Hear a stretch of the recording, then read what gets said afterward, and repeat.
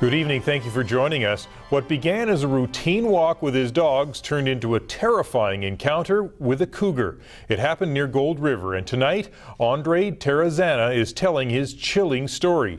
He managed to outrun the cat, but as Dean Stoltz reports, one of his dogs wasn't so lucky. It's safe to say that Andre Terrazana and his two dogs will be much more weary next time they go for a walk.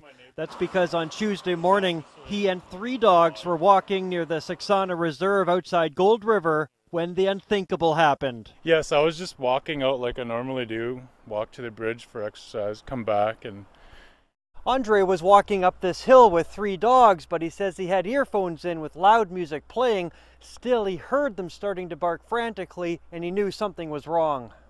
I turned around, there's this cougar, and it just like suddenly freaked me out, and I just ran naturally. He ran with the cougar chasing him. It was chasing the dogs, I think, because I was a little too big for it to try to take down, right? So it grabbed the first thing it could, and Butch was the one that it grabbed, so unfortunately, he had to give his life up for me, you know. It was pretty damn traumatizing. A conservation officer later found the remains of the small terrier named Butch in the woods not far from the road. Also found nearby was a young cougar that was treed by a houndsman and his dogs. The cougar, feared to be a danger to the public, was then destroyed. Something Andre doesn't have a problem with, considering he saw how that cougar was acting. You know, three dogs and a grown man, and it wasn't even phased. Like, I was flailing, I was screaming, doing my best to get rid of it, but...